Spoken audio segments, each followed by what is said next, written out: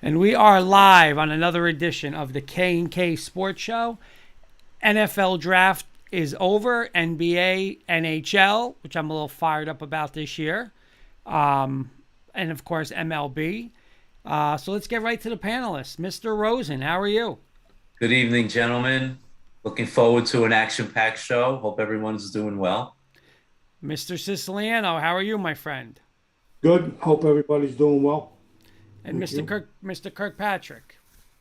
Doing well like everyone else. Got a fun packed show for you. You know, we had the draft last week, so let's get it going. All right. You got the floor, Mr. Kirkpatrick, whatever you want to start with. Well, draft was a success last week for many teams, and some teams they weren't. Some players there were a lot of shocks. So came up with a little NFL draft recap around the horn style for you guys. And I'm going to keep score just like around the horn. I got a few questions, topics, and we'll discuss them. We'll do this for about 15 minutes, and then we'll get into some NBA. And then our good friend Ryan Scoop's coming on to talk baseball. And then we got Joey Clams and a guest who will talk about hockey and our Bronco Mania. And Paul's got his segment later as well. Okay. So let's get the ball rolling, fellas. I got a little around Can he the horn. first comment from our good friend Keith Bregman? New York City team should be elated. Yes, Keith, we are. Great. So let's start. I'll do the order. I got it on my screen for the first question. Kurt, Sis, Paul. Kurt, which team came out biggest winners? Explain why in about 30 seconds, about a minute or less. I'm gonna go Eagles. Ryan's Eagles. Listen, AJ Brown, franchise receiver. They got the big D lineman from Georgia. Plus, they stole N'Kobe Dean in the third round. And listen, when you go from not being a favorite to I think the favorite now in the NFC East, I'm going Philadelphia Eagles. Just three fantastic players. I mean, two drafted, but with the trade, I'm going Eagles. I wish I could. I wish I could disagree with you, but I think they did it well there. So you did, yeah. That's a good one. Sis, who came out a winner in this draft? I think the Jets did fairly well. They plugged in some key personnel, and Beelan should be very happy. Agree. And Paul, how about you? Who's the winner in this draft? Well, the more things change, the more things stay the same. The Baltimore Ravens, once again, prove they may be the best drafting team.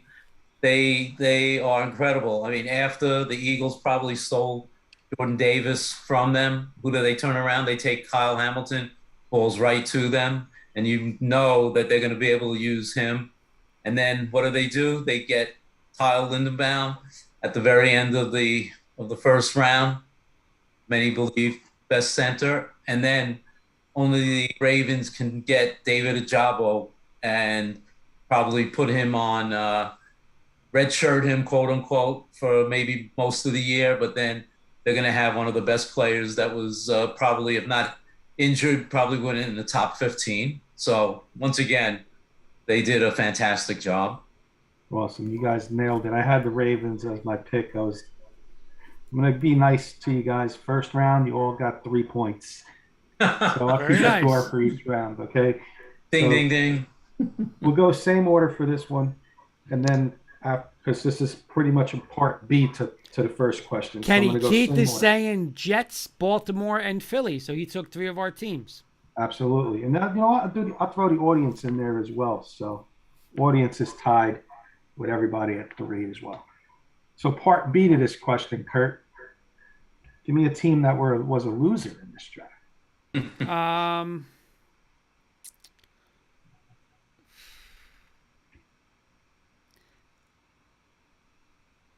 You know what? It's crazy to say, but I'm going to say New England. You know, I know they reached for the O lineman early. They took our guy Matt Staffriero, our good friend, his boy Zappia, which was listen. Is Mac Jones in trouble? Keith is saying Patriots along with me, but I'm going to go Patriots. Like I don't know.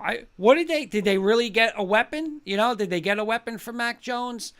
I don't know. I'm going to go New England. Sis, how about you? Yeah, I'm gonna agree with Kurt. I think New England. Yeah, I mean, Bailey Zapp definitely surprised me there, and they didn't get him a weapon like you said, Kurt. So I do like that pick, guys, with New England. Paul, how about you? Yeah, I'm going to sweep the board. To say it was a strange pick with the first rounder was an understatement. I will say this. They did take a Baylor wide receiver that I think was the fastest Yeah. Yes, they did, Paul. They did. in the combine. But again, he wasn't rated that highly. And one guy that I was watching the free agent that they signed in, and actually, Kenny, you may know this guy, the kid that played quarterback at the U. They signed him as a free agent, and I can see this kid being turned into the next version of Julius Edelman, King. Nice. So, in any event, So anyway, okay, so after part B to the first question, I got you guys at 5 because I was looking for one of you guys to come up with a different team. And that team, in my opinion, it's just my opinion, Jaguars blew it in this draft. I was going to say that, Trayvon Kenny. Walker is not going to win games. Trevor Lawrence is. And you don't draft Evan Neal or Ike Ekwonu at number 1, you're a loser in this draft, in my opinion. Biggest loser, because I think they reached for Trayvon Walker, but to not protect your franchise quarterback, mind-boggling. So let me ask you this, Kenny. If they didn't take the offensive lineman, do you still think rather than taking Hutchinson and taking Trayvon Walker, that made it a bad draft for them? Me, in my opinion, I think they needed to go offense. So if it was Hutchinson or Walker, I think it was a blown pick for them. I think they should have. You got to protect Trevor Lawrence. He's a franchise quarterback. People are comparing to Peyton Manning. And, you're not going to give him, a franchise, with a tackle to play along Trevor Lawrence for the next 10 years. Yeah, they got somebody on the left side, Cam Robinson, but to not get somebody in this draft when it was a heavy offensive line draft at the top, Neal, Ike Ekwonu, and you can even say Charles Cross, you could have picked any one of those 3 guys and, started your rebuild on the offense there with your franchise quarterback. Kenny, real quick from our good friend Henry Zimenoff. Did Denver deserve to get another A grade despite trading their first-round pick to Seattle to get Russell Wilson? Real quick. We'll talk Bronco Mania later, but Kenny, but you answer that real quick. I think they're going to go out and get a quarterback like a Nick Foles. You're talking about why they didn't draft a quarterback? No. He's saying, did Denver deserve to get another A grade despite not having their first-round pick? Oh. Yeah, I like the Bonito pick, yeah. I mean, just because you don't have a first-round pick, the drafts are won in the middle rounds, in my opinion. So you go get those guys that are going to plug in, and from what I read, the Broncos picked up all needs. They got a tight end. They got edge rusher, offense. Did they draft offensive linemen or no? Late. But they picked up positions that they needed depth. So, yeah, Okay. Smart draft, and we'll see. Again, it's on paper. We got to see it on the field before we really give the grades. Sis, guess who's chiming in? Oh, I'm sorry. They picked up that stud tight end from UCLA. Yeah, Sis was all over that. You texted me with that Yeah. one. You like that one. Sis, by the way, you're talking, Coach Breslin. What's up, guys? Great job by the Jets and Giants. Coach What's P, up, what's Coach? up? Hey, Coach. We're talking a little draft, Coach. I love to hear your insight. Keith is saying, as a Bronco fan, I wouldn't give them an A, maybe a B. Okay. Kurt, biggest surprise of the draft? Could be a player, it could be a team, it could be... My biggest surprise of the it could be draft... anything. Okay, my biggest surprise is finally, these teams got it right in the first round by not selecting these second and third and fourth rate quarterbacks early, right? We talked about it all year. Ritter and Carson Strong. You got to even get drafted, second round. We're going to pick them third round. All these guys. Malik Willis is going to go number 2, third round. Finally, they said, you know what? Listen, it's trending, right? It's trending. Why? If the Giants struggle this year, go out get Matt Ryan next year. Go get Carson Wentz. Go get Aaron Rodgers. That's the new thing. Go get a quarterback. Why waste your time with these guys that are never going to be stars? That's my biggest surprise. Finally that they did it, and I'm happy they did. Sis, What's the question? a biggest surprise of the draft. It could be That the somebody. Jaguars didn't take Neal from Alabama, and we got him. Keith is saying biggest surprise was the 9 trades in the first round. That's good. And Paul, how about you? Your biggest surprise? I agree with Kurt, but I'm not going to say the quarterbacks.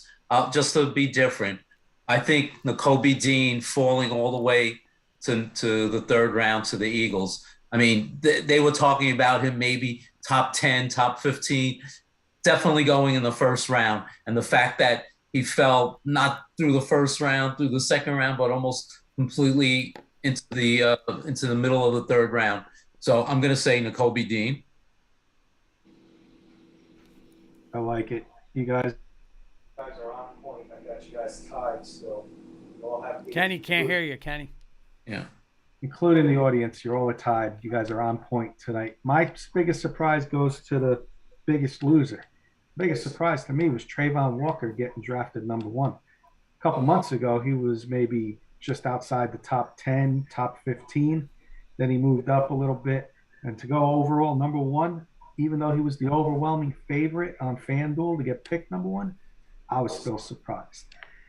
So that was my biggest surprise, would be Trayvon Walker going number 1 overall.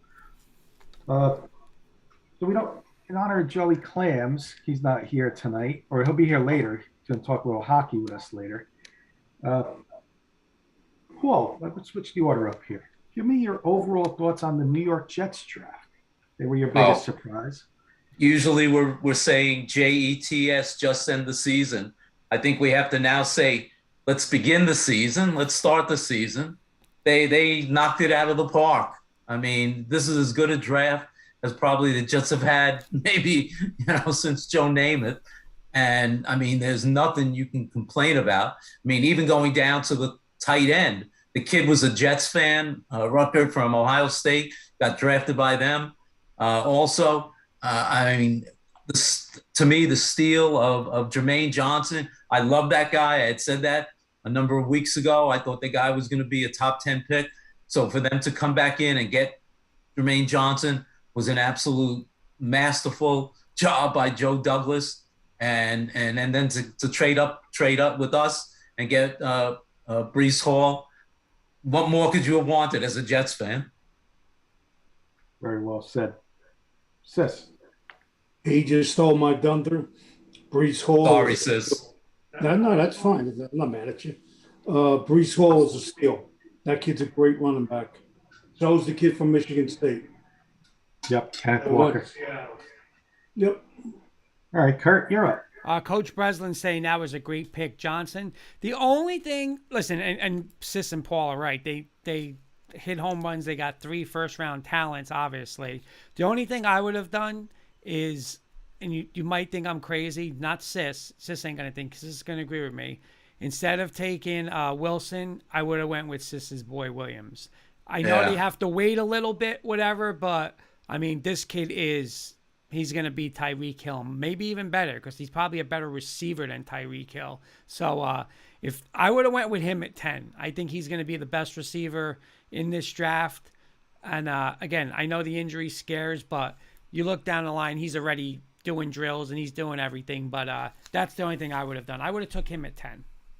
Kurt, it's funny that you said that, because as we're watching the draft, I'm saying, watch the Jets wind up taking Williams. Yeah. And it would not have surprised me in the least. But yeah, I agree with you. Sis, what do you think about that? The Jets took the kid Wilson from Ohio State, but you think they should have took your boy from Alabama? think you nailed it. I think they were a little hesitant because of the knee injury. And it's the same thing with Mechie. I mean, after we took the kid from Kentucky, Mechie went off the board to, Yeah, I Mechie believe, went high, right? Second round. I think he Right went, after, right after the Giants. what happened? I said right after the Giants took Robinson, Yeah, I think Seattle grabbed Mechie. I said to Paul, Texas. Texas, I said to Paul in the conversation, I mean, I'm a Bama fan, obviously, but I would have grabbed Mechie. That's me. Yeah. I Can got I? a couple more questions, Kurt. I'm sorry, Kenny. Oh, Can I just ask a quick question to you guys? yep. Detroit jumped up from 32 to jump ahead of the Eagles for Williams. Do you think they knew the Eagles would take Williams? Was the rumor, and they jumped up there to try and beat the Eagles to get him? It's a great point.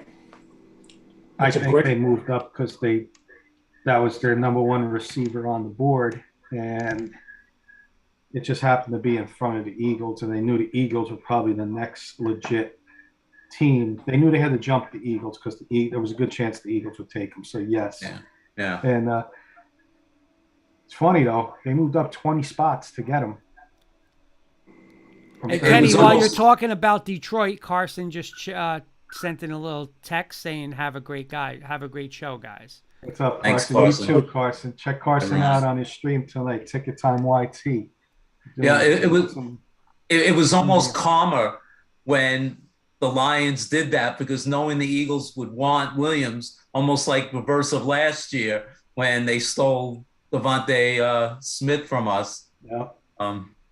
Oh, calmer. Kurt, I got a couple more. You guys are neck and neck. I don't know where you guys have not given. I'm being very nice, I guess, to Kurt, but he's nailing it. You know, so you guys are all tied right now. So I got two. I got a couple more questions. I got one more good one and then a couple quick hitter type. This one's fun, Kurt. Okay. Post draft, who is your choice to have the number one 2023 draft pick?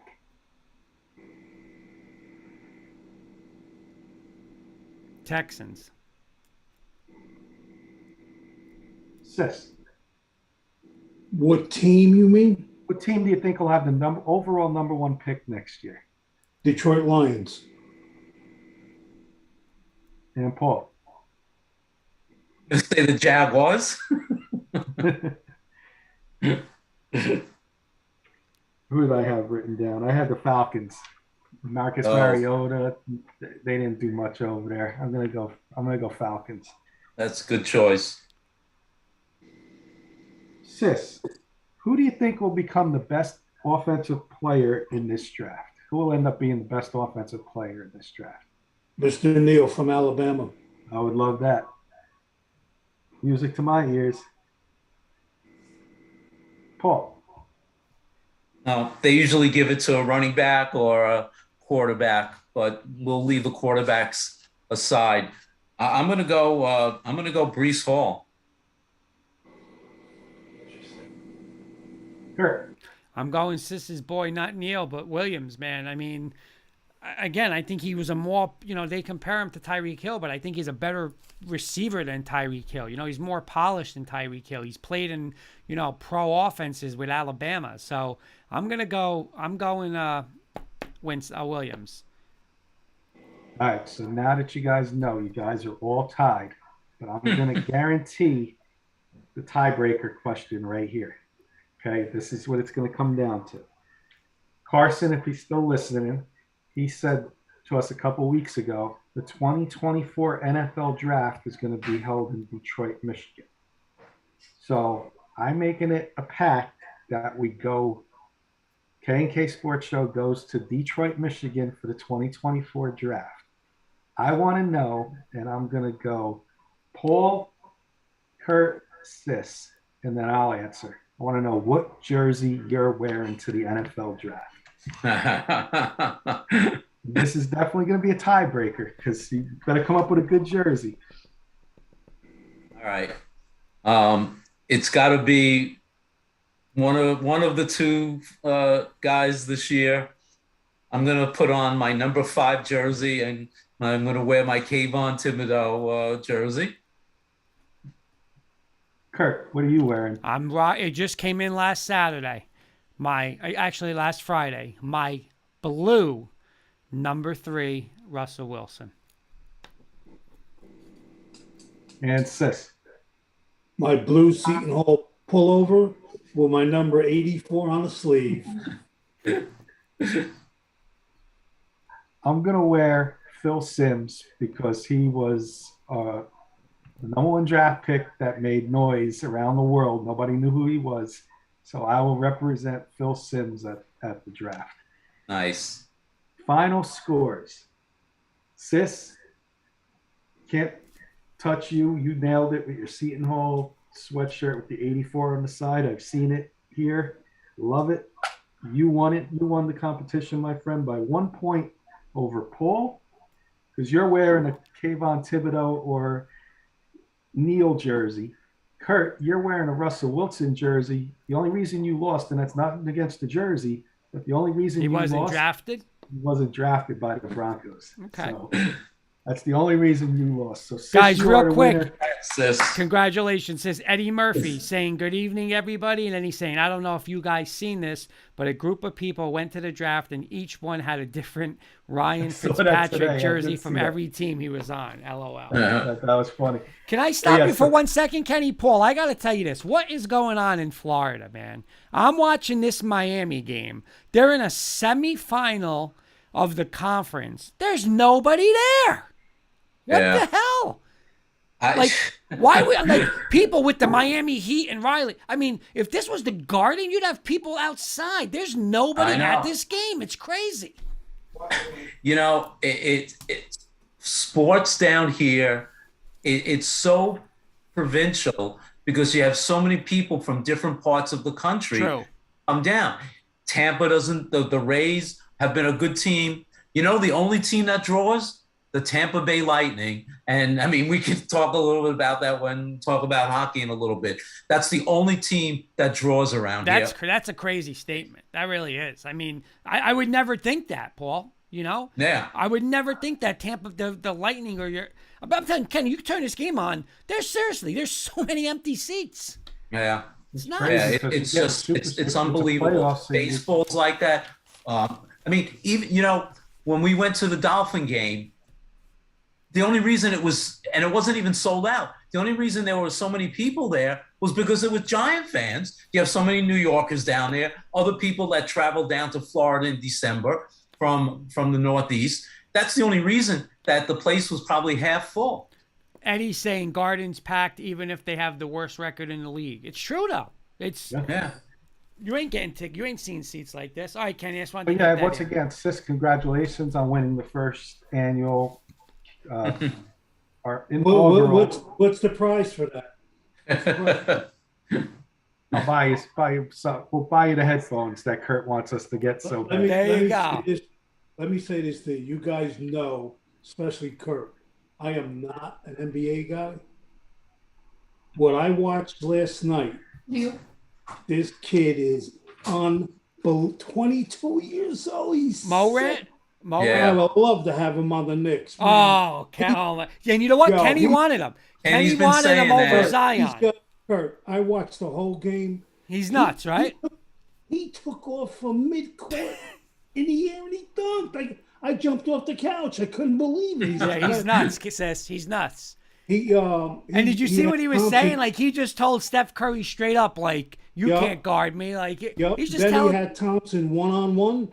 He left Thompson standing there with Yeah. his jock in. He's tough, man. And again, I'm not a basketball guy, but that kid, I love that kid. That kid's good. Yeah. all right, Kurt. Segue right into your NBA quick hitters. All right, we got about 5-6 minutes. I'm going to go Paul, Sis, Kenny. Mr. Rosen, is James Harden washed up? I'm not going to say he's washed up, but he's definitely a shell of his former self. All right, part 2 of it. He wants an extension. You giving him a 4-year, $50 million per year, $200 million max deal after this? Absolutely not. Absolutely not. Eddie's saying he's definitely washed. Sis, is he washed up, Mr. Harden? Before I answer this, I want to ask you a question. Who? Do you want the kid or you want the big boy?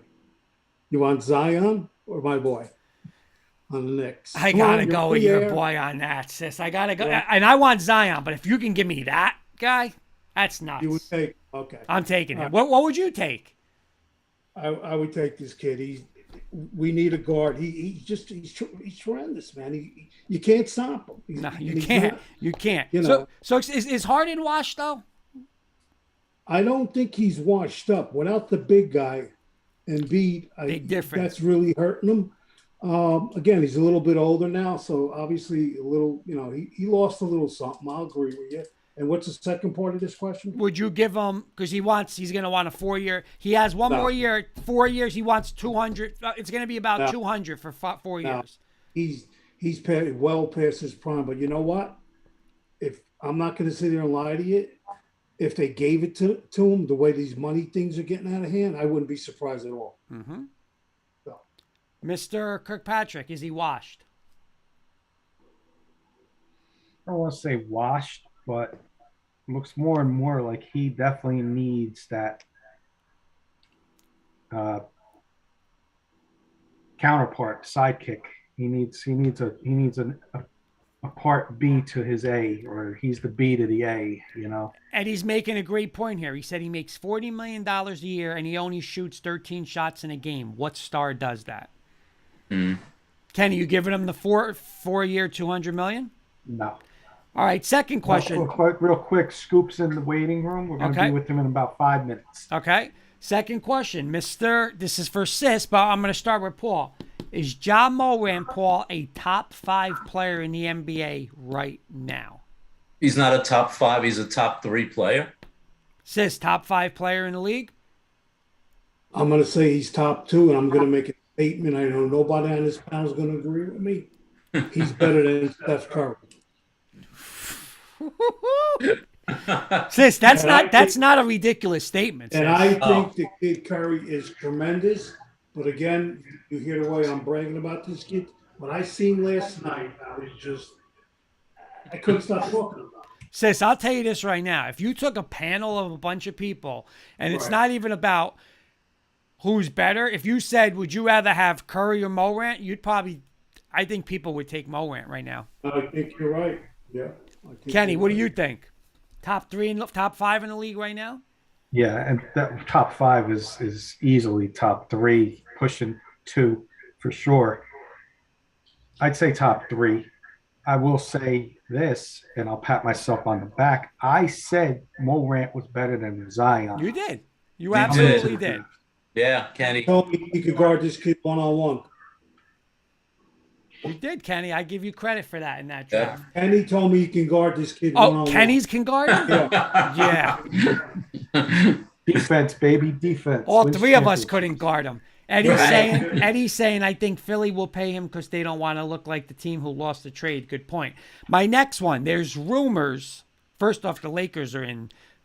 I mean, listen, the Knicks look like world beaters compared to what the Lakers are going to go through. And there's rumors now that Phil Jackson is going to be in a big time decision maker on who the next head coach is. He's not going to coach, but he's going to decide who it is. Obviously, we know LeBron James and him do not like each other. So my question, Paul, will LeBron James be a Laker next season? That's a very good question. I'm going to say no. I'm going to Sis. say he's going to opt out. Who's up? Me? No, Sis. Is LeBron a Sis. Laker next year? I agree with Paul. No. Kenny. I'm going to say yes. It's Hollywood. I'm going to say yes. Okay. Let's do a quick speed round. I got 3. Quick yes or no. Would you hire Mark Jackson as your head coach, Paul? Yes. Sis, would you hire Mark Jackson? Definitely not. Kenny. going to say no. All right. Paul, right now, one team, if you had to pick, who wins it all? Well, I'll tell you, my final is going to be Warriors and the Bucks. I'm going to pick the Warriors. Sis? I'm not impressed with the Warriors. I'm going to say the Bucks win it all. Eddie saying the Suns. Kenny? Going Celtics. They took it to Milwaukee yesterday. Okay. Especially without Middleton. And here's my last one. Yesterday, Brooks from Memphis took out Peyton, whatever he is, the third or fourth, and Right. totally deliberate, dirty shot. Big elbow injury. He's probably done for the year. He's definitely going to be done for this series. Am I crazy, Paul? Agree or disagree, especially come playoff time? If he's out for the year and that's a dirty play and it's a flagrant foul, Brooks should be done until Peyton plays again. Agree or disagree? Yeah, I agree. I mean, he should probably get at least a long suspension. So, yeah, I agree. Sis, you agree or disagree? You nailed it. That's a no-brainer. Yeah. Mr. Kirkpatrick. Agree 100%. I got nothing else to add to that, but that's a good point. Yeah, I mean, it's ridiculous where, Dylan Brooks can knock this guy out. He's out and you're getting a 1-game suspension. When he comes back, you come back. That's what they should start doing. Then they won't be doing those cheap shots. They won't. And if he doesn't come back in the playoffs and they lose, then you're done for the playoffs. You're done. You're done. Yeah. You're done too. You're done. Exactly. Yeah. I like it. And then your bench guys got it. See how fast these guys' behavior gets better. Yep. They don't discipline these guys the right way. No, That's the problem. absolutely. It's professional sports. Yep. Anything else, Kurt, for NBA? No, NBA's good. Some good games on tonight. But sis, I'll tell you this: Saturday at 3:30 before the Derby, I'm watching Game 3 of that game, Memphis Golden State. Man, Yeah, I'm pumped up for that. That Morant versus Clay and Steph. It's crazy. I'm going to bring in our boy, Kurt. I'll let you introduce. This is our third week bringing in Scoop, but I'll let you introduce him again as you do each week. Okay. Going to talk a little baseball with Ryan as soon as he joins in. All right. Here he is, Ryan Scoop Woodhams. What's going on, Ryan? How are you? How are you doing? Good to see you guys. You too, Hey, Ryan. Let me be the first to congratulate you. I saw your post there on graduating. I greatly appreciate that. Thank you, Kenny. Yeah, congratulations. From guys. all of us, congratulations. Yeah. Thank you all very much. I very much appreciate that. Mm-hmm. Now you're in the real world. Welcome to the real world. So, you know what, Kurt? Let's since we did NFL draft, we didn't do baseball yet. Okay. Let's get Ryan's thoughts on his Eagles All right. draft and trade, and then Get to you know, baseball. let us know what you thought and your overall what you think of your Eagles now after the draft. I had gone over with multiple people before the draft what my best case scenario was for the Eagles during the draft, and Howie Roseman went about 10 times above that. I was very surprised that they were able to get AJ Brown for the price they did. Jordan Davis kind of was torn between him and Kyle Hamilton there, but if they think that Fletcher Cox doesn't project well going forward, then I can see that move making sense. But I just keep going back to what everyone's talking about. And again, obviously as an Alabama fan, I'm not a huge fan of Georgia, but just to look at what they were able to get with Nakobe Dean at 83rd overall, even if he's got, some sort of bang up from this past season, I was just ecstatic that they were able to get him there. I wanted him in the second round. The fact that he was available in the third round shocked me. But something that I think is getting a little bit undersold, I was very surprised that Carson Strong fell out of the draft entirely. And the fact that Philadelphia was able to get him, they paid him an obscene amount of money compared to what undrafted free agents normally get. But because I think it's obscene that he went undrafted. So I was very excited about that. Even if he's, a third string quarterback that's going to come in and compete with, I think EJ Perry actually just left. If he's going to come in and slide it as a third string developmental quarterback, I mean, you can do in 2 years. You can, if he's coming along, but you like what you still have with Hurts, you can trade him, and there's always going to be a market for a quarterback. I personally think, Kurt, I Ryan, was you gonna guys say, are the Kurt, NFC. okay. I think, Kenny, tell me I'm wrong. I think they're the NFC's favorites. I really do. I Mm. texted Ryan that. Yeah, I wanted to ask Ryan a question because Jalen Hurts, Yes. are you a fan? Do you believe in him? Or are you you're the favorites in the East, but are you worried about your quarterback situation? Yeah, you're reading my mind, Kenny. I mean, Great question. I'm not sure those questions are mutually exclusive. I mean, I am a fan of Jalen Hurts, but I also do want to see him improve from an arm talent perspective, and I do want to see him be able to open up the game downfield a little bit more. So I do really like him, and I do think he's got the ability to win to put the team in position to win games. But I still would like to see that progress from him this year before I basically agree with what the Eagles are doing. I think that he should get this year, as the undisputed guy. But I do agree with them putting themselves in position to be stocked up to go get somebody in a much better, is what's perceived at least as a much better draft class next year, Bryce Young, if this does not work out for him this coming year and he doesn't take the strides that I'm hoping he will. Hey, Brian, I know when you were on last week, you had mentioned you were interested in Jameson Williams. Were you shocked that the Lions jumped over you guys to take him right before the Eagles had an opportunity? I wasn't shocked. Because I don't know. When they hired Brad Holmes, and then Dan Campbell, who I absolutely love, I thought that immediately said, oh, this is going to be a different Detroit Lions team going forward. I think we saw it last year. I think sometimes it gets understated. There was a time where I think they were 0-6 and 0-7, but half of those games they easily could have won. Yeah, they did. Yeah. So 66-yard field goals. Right. So I thought that that team started to turn a corner last year, and so I wasn't surprised that they went up and got a great pick there. I was surprised that Aiden Hutchinson was on the board for them at number 2, but Jacksonville's draft was one of the ones I really didn't understand very much.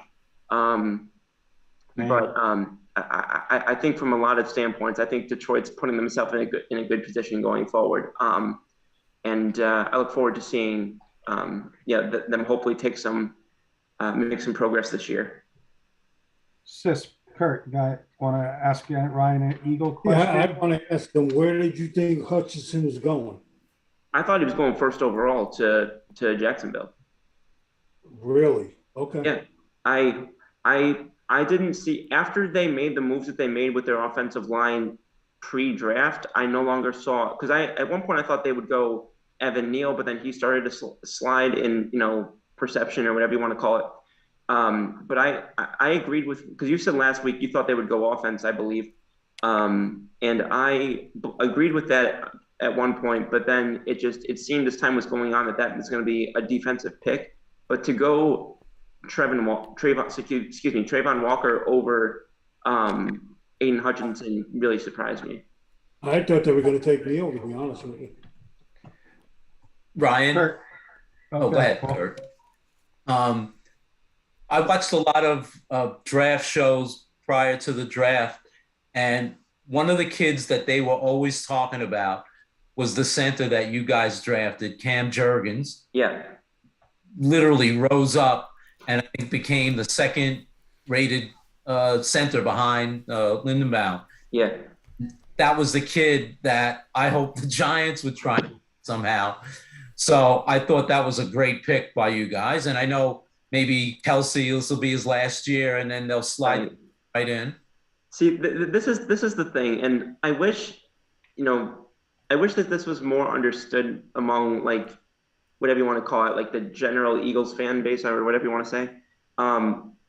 Never question, or at least never doubt too significantly when Howie Roseman picks an offensive lineman or a defensive lineman, because that is, if whatever you want to say about his history drafting receivers, the Philly has always been solid in the trenches. So, the fact that people were looking at this and saying, oh, why'd they draft, this guy in the second round? We wanted Nakobe Dean.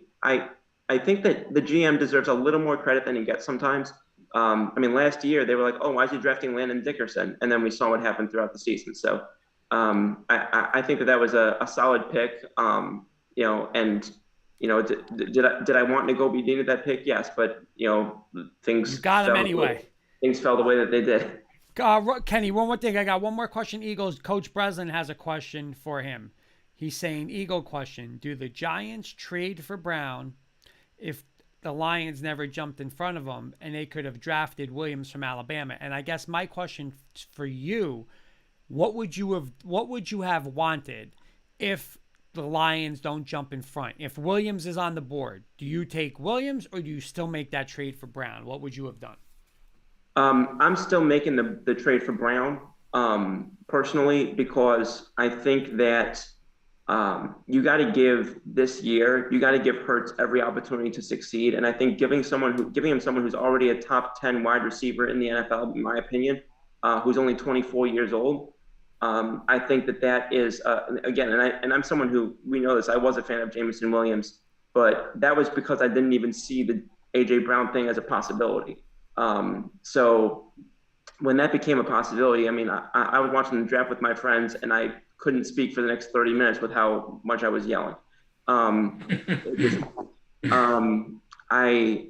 think that was definitely, I think that being on the table as an option, I would have still taken that over Jameson Williams. Although I maintain that I was a Williams fan, and I think that was a great pick by Detroit.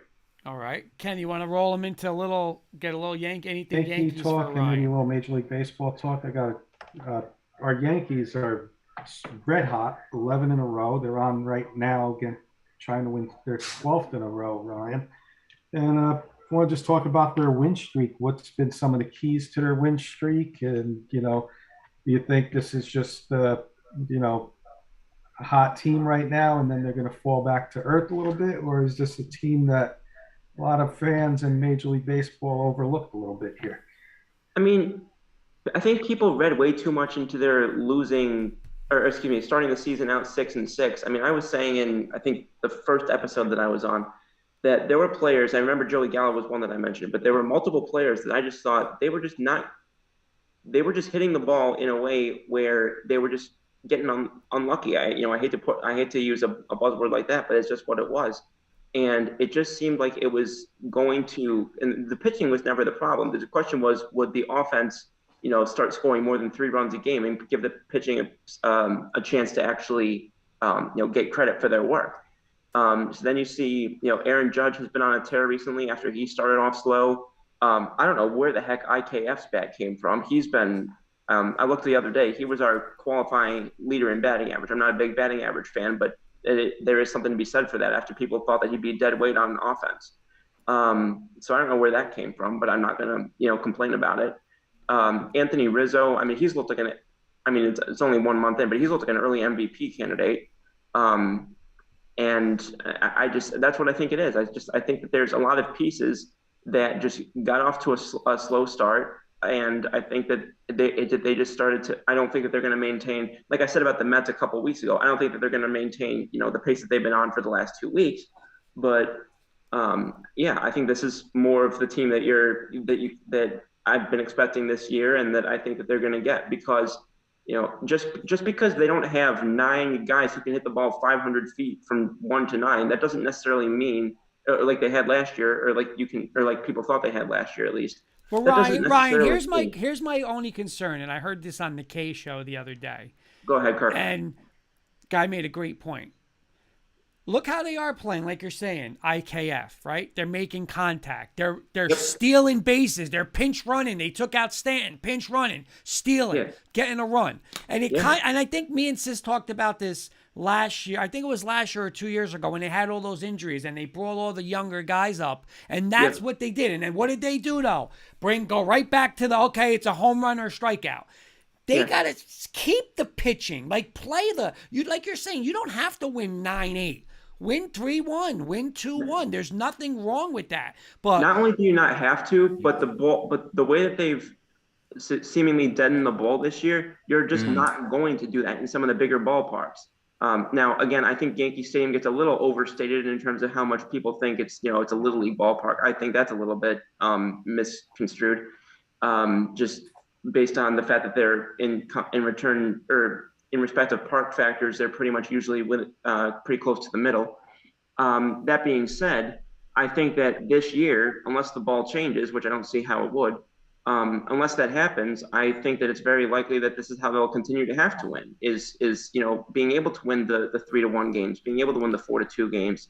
And like you said, the other day when I saw them stealing bases, I mean, I'm not a Marwin Gonzalez fan, but when I saw what he did the other day on the base paths, I was just like, this is what I've been wanting to see. Yeah, and you know what? Because Sis says it all the time. It's boring watching them, right, Sis? Like when you watch it, it's just strikeout, strikeout, strikeout. Now they're more exciting. But the whole key, Cashman. See, this is on Cashman, Kenny. Now, Cashman, when you obviously there's a way before the trade deadline. Don't get the big eyes and like IKF is fine. Like we don't need a shortstop that's going to hit 40 home runs. If he's on the market, don't worry about him. Get another speed guy. Get another contact guy. That's why I was one of the people. Boone went to sorry. I think Boone. Excuse me. I think Boone went to a clinic. Yeah, you know what? Boone looks looking good now. Managing different. Yeah, he's managing a whole different. If I can just interject, and I know we're talking about the Yankees, but what you guys have just been talking about, that's what Buck has interjected to the way the Mets are playing. Exactly what you're saying. Yep. They're not hitting home runs, but they're hitting with 2 strikes. They're hitting with 2 outs. They're stealing bases. They're moving runners up, bunting when they need to with pitching. So, yeah, I mean, like Ryan just said, there's somewhat of a dead ball this year, but both teams are doing what they need to do to win games, whether it's 3-1, 2-1, or, a shutout. They don't need the home run. And you know what, though, Ryan? Like, we always say this on the show, too. Like, this is different than postseason, right? This is what postseason's – that's what you have to do in the postseason. You got to pitch. You got to scrap for a run. And, you can't just do it. You can't just be like, through 162 games, we're going to do this, and now all of a sudden change. Like, it's not going to happen. It's not going to happen. And to go back to what Paul was saying, I just don't see how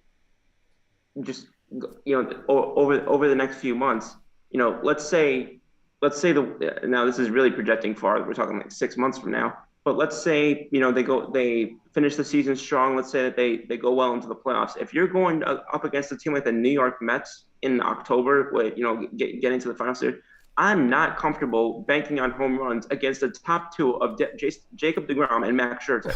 Right.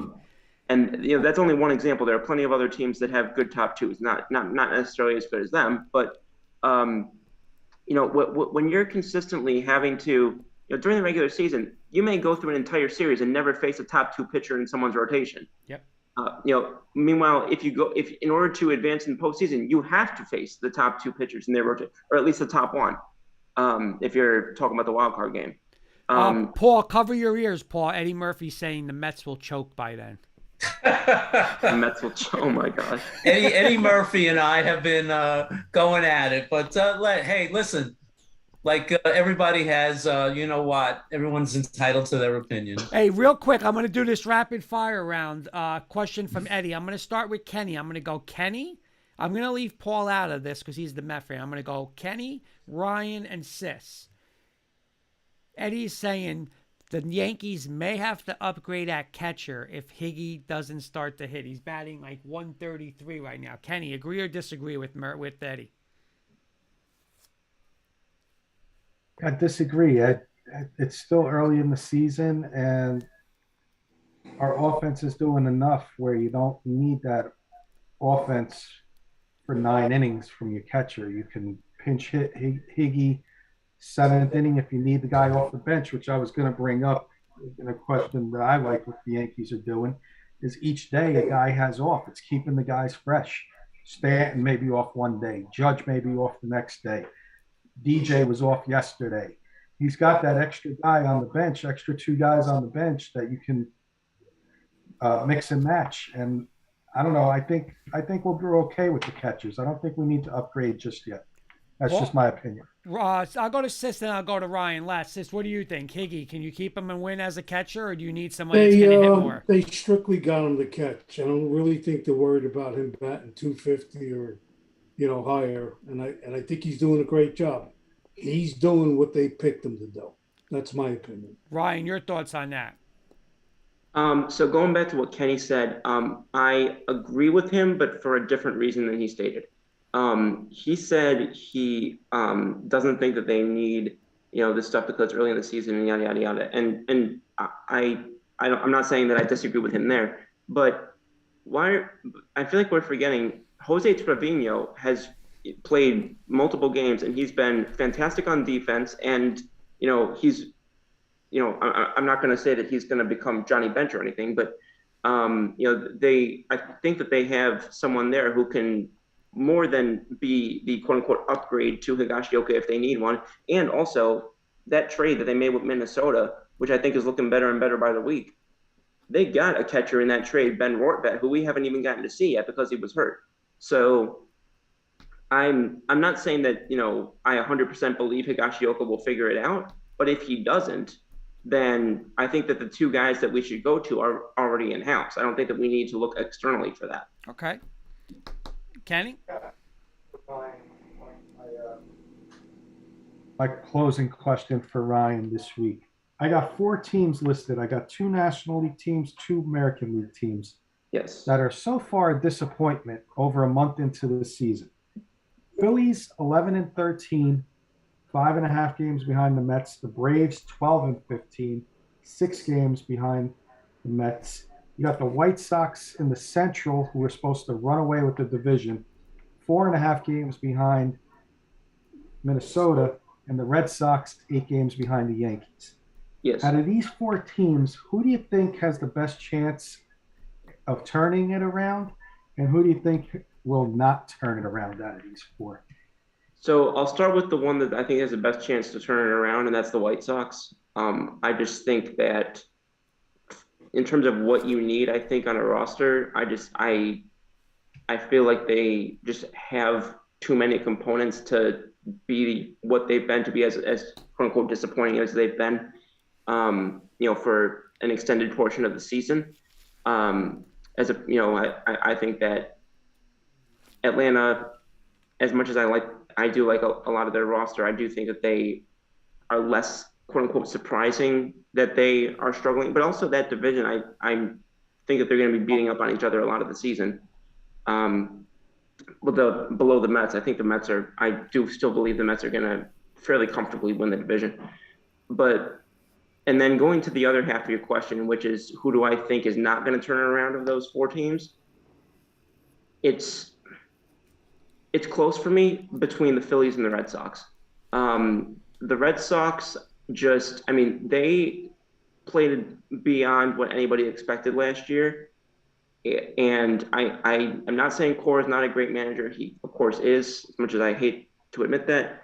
Cora's a great manager, and they've still got players on that team that I like, but they're just not the same team that they were 2 or 3 years ago. Losing Benintendi, losing Betts, losing Erod, losing, Chris Sale not being the same pitcher he was, the bullpen not being what it once was, and for being a liability for quite a bit now. I've said multiple times when we're playing Boston, we're behind in the 5th or 6th inning. Oh, we'll get to their bullpen because they just haven't had what they had a couple of years ago when it was being led by Kimbrel. So I think it'd be between those 2 teams, Phillies and Boston. But if I had to guess, I would say I'm a little more, or rather a little less confident in the ability to turn it around for the Phillies, just because Boston did look like a formidable team as recently at the end of last year, whereas Philly did not. Great job, Ryan. Anybody else want anything for Ryan? Can I give Ryan a fun question? Absolutely. Well, I look forward to this one.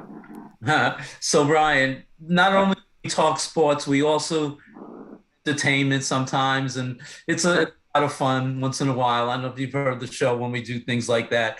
So you're greeting the Philadelphia Eagle rookies. They're coming to Philadelphia, and you're the one to meet and greet them. Mm-hmm. Give you 5 songs, Philadelphia songs, quote unquote. And I want you to pick one of them. And that song I want you to sing to the rookies as you're greeting them. So the first song is Ain't No Stopping Us Now Philadelphia Freedom, Eye of the Tiger, You Make My Dreams, and the last one but not least is the theme from Rocky, Gonna Fly Now. I love that, but I'll tell you this: you actually named a song that was the first one that came to my mind, Uh-huh. which was Philadelphia Freedom. And Uh-huh. the reason why I picked that one is because when I first went to the link, and I've been to the link probably 6 or 7 times. When I first went to the link and I first got there, that was the first song that I played, and I was like 10 years old. That's a special memory. So I would have to go with Philadelphia Freedom for that one. All right, sing it. Be a Rolling Stone, you know. If the cause was right, I'd leave to find the answer on the road. I used to be a heart beating for someone, but the times have changed. Pretty damn good, Ryan. Pretty damn good, man. Better than us. I'll tell you that. Better than, I don't know, Sis would give you a battle. That. Great job. You gotta You're getting a respect sitting that. ovation, Mr. Ryan. Excellent. Sis, your turn is going to come up soon. Yeah. I don't sing. Ryan, thank you again for another awesome segment. We will Excellent. definitely catch up Thanks for during the coming week. on, Ryan. I'm working on Thank you so something much. fun. I think I'll have maybe for next week. So I'll be in touch with you. It's related to baseball, so I'm working on something and bring that in for you next week. You'll be part of that part of the show. Fantastic. Looking forward to it. Keep in touch. Gonna fly now, flying high now, fly high. Okay. Okay, we got to mute Paul. Yeah. Okay. I know. Ryan, you have a great night. We'll catch You guys up. have a with you nice Great next job. week. Thank so you, much. Ryan. Great job. Thank you. Thank you. Awesome job. Take care. All right. That was There I goes. thought he was gonna collapse. When He I did a told- great job. He stepped right Excellent. up on that. Really, Stepped right really up on good. that. Awesome. Coach Breslin is saying Sis will perform the solo. Solo, you can't hear it. I would love to see on air Coach Breslin and Coach Siciliano in a duet. You know, you got dueling pianos, Yeah. dueling lounge singers. Because this on one piano, Coach Breslin on the other piano. You have to get me a piano if you want me to do that. Kurt, thanks. We got Joey Clams is in the waiting room. We'll be with him in a little bit. I just Okay. want to let him know I see him there. Why don't we do a little Bronco Mania, and then Paul's got a nice little giant segment related, I think, to the draft for us. So I'll be quick with the why don't Bronco. we do this, Kurt? I got a little something for you, but Okay. you want to talk about your draft real quick, and then I got a little 5-minute thing for you. Yeah, listen, I love the draft. I mean, again, we had to be realistic. We traded our number 1 and our number 2 for a franchise quarterback, which we've needed for 6 years. So I listen, I could care less if it was 3 first-round picks. I didn't care. We had to get him. We got him. That's our number 1 pick. Now, to get Nick Bonito in the second round at 64, it's something we need, right? Bradley Chubb, we're not 100% sure on. Gregory, I like the addition. He was a little banged up, though, so he still has a history. Listen, he's not the most, he's a talented guy, but listen, he can go off the edge tomorrow. So to get a little insurance with that. Tight end, obviously, from UCLA. Sis just texted me that night. He said, you guys got yourself a stud. I like it. I know he's not that much of a blocker, but hey, what are we really going to need him for right now? We need him to get down the seam, help out help out, right, Sis? Help out our offense. I think he's going to do Open a it great up. job. Yep. Open it up for Jerry Judy. That's it. There you go, baby. And Judy would look good looked good in practice. The kid that I like, and I know a lot of people, they were saying like, he's not a top 300 player like on the draft list, so why would you draft him? It's a kid named Montrell Washington. If you have a chance, YouTube this kid. He went to Samford. He went to Penn State and he transferred out and he went to Samford. And if you just watch what he did versus Florida, he's a kick returner and he's like a gadget guy. Put him in the backfield, put him in the receiver. But Kenny, this kid is electric.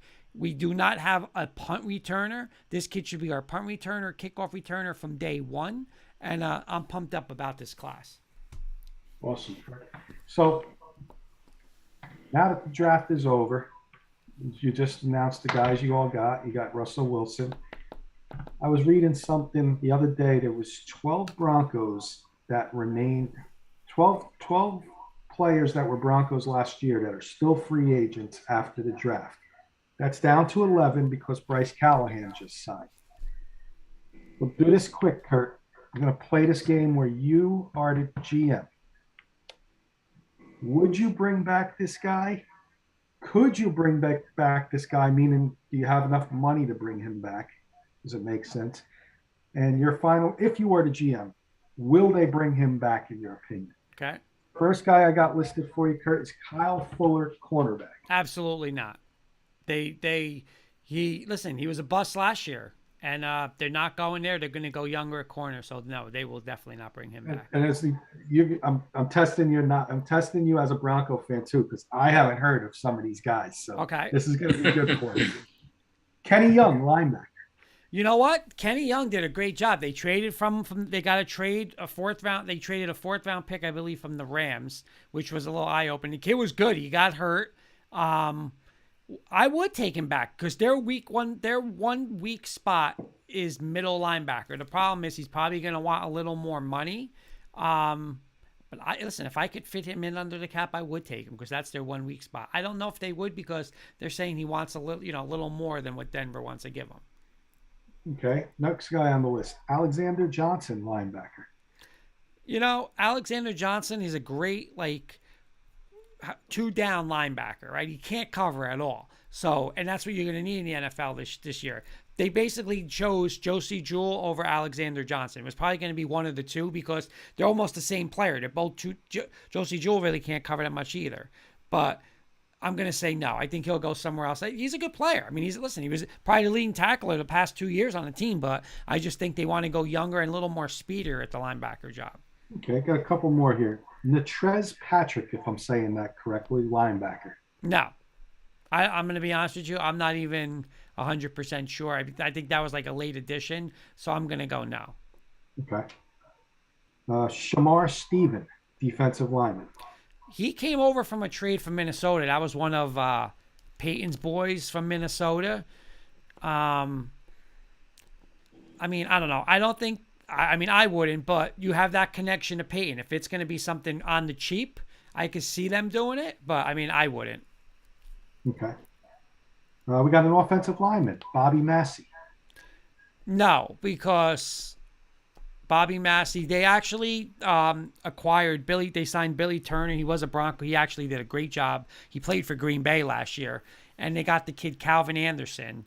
And they signed another kid. I think his name is Comfort on the cheap. So they're really going to do it. It's going to be either Billy Turner or the kid Calvin Anderson. And so I will say no. Massey, I think Massey, again, he can go maybe to like a Green Bay, somewhere where, you could win now and, you could just fill him in for a year.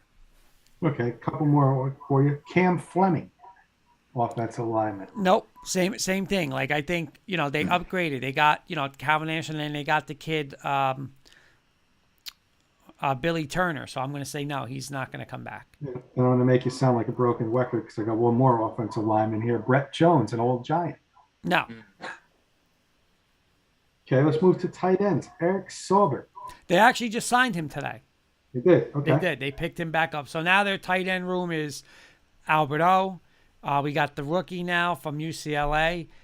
And, the signing today. So I think that's where they're going to go with the tight end. And they actually picked up a kid, Tomlinson. He's from Baltimore. He's strictly like a blocker now. Okay. And my last two guys on this list, Deontay Spencer, wide receiver. No, he was our kick returner. And no, they drafted his replacement. So I'm going to say he's gone. And the last guy on here, I guess maybe he was a practice squad guy, Adrian Killens, running back. Yeah, he was actually from UCF, and he was like a speed back, like a third down. Like a little scat back. And he looked awesome in preseason last year, but he got hurt and he was out for the year. So I don't know. Maybe on the practice squad. That's another thing that the one thing Denver is missing is that like little scat back, third down pass receiving back. So I would never say never with him. I just don't know if he's going to be healthy. Maybe practice squad. Okay, so the one guy on that list, Kenny, would have been Bryce Callahan. Yeah. The one guy on your list, you'd bring back Kenny Young, right price. Yeah. Some maybes. and then Seibert was signed. So just a little fun little thing after the draft there for you. I wanted to see how well you knew your Broncos. Okay. I know you know your Broncos very well, so that was a little fun little thing I had for you. Like I said, Joey Clams and our hockey guest is in the waiting room. We're going to bring them in a few minutes after Paul's segment, which is going to be, I think, about the New York Giants. Mr. Judge Rosen's Roundtable. Thank you. Appreciate it. So I wanted to talk a little bit about the Giants draft, also about Giant fans. So give me a couple of seconds. So personally, I thought the draft went very well. But Joe Shane and Brian Dable's first draft, I loved it. Obviously, the first round was amazing. Nothing wrong with Kayvon and with Neil and with Evan Neal.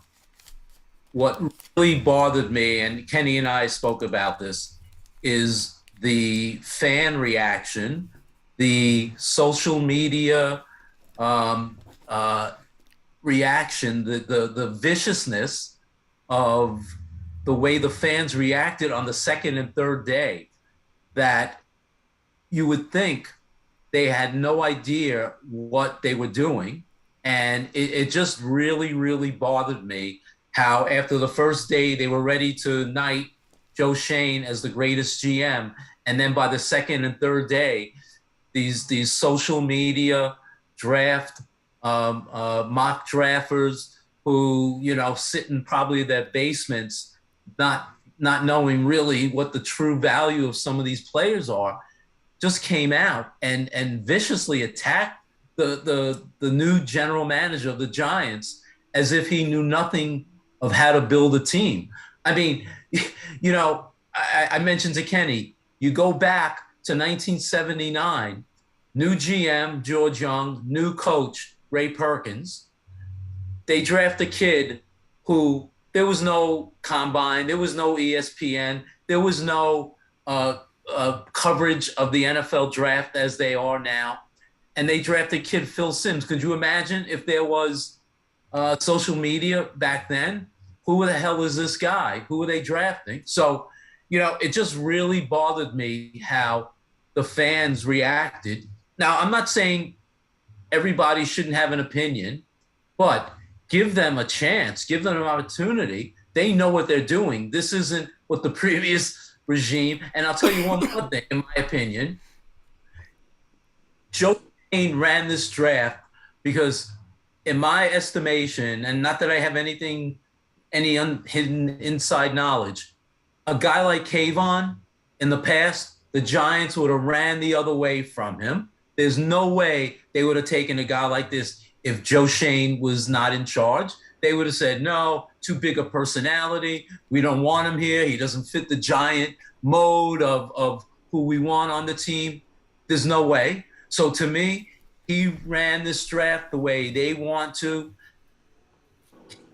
Came from a great organization and an offense with Buffalo. Mike Kafka, what team did he come with? KC. From Kansas City, okay? You mean to tell me those two guys are not going to try and build an offense similar to what they came from? So all of these social media experts, general managers, job, let them have an opportunity. If after this year or next year it doesn't work out, all right, you have an opportunity to take your shot. But to do that a day or two or not even a full day later is outrageous to me. That's all I have to say. You can agree or disagree, guys. Yeah, Kenny. Well said, Paul. Well, real quick, Kenny, real quick. Let me read two of Eddie's comments. I don't know most of the Giants picks besides the first two, but I ended up watching YouTube videos I like to pick. Then he's saying, would you Giant fans on the panel have... Well, actually, no, I'll read this question. Answer Paul's question first, you insist, and then I'll read Eddie's next question. No, like Paul said, him and I were talking, and we're on Facebook groups, Giants groups, and, you know, to mock a pick, it's just, and I talked, yeah, Mechie Mechie healthy would have been picked probably before this Kentucky kid.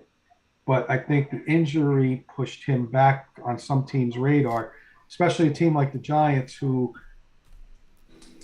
need to get it right.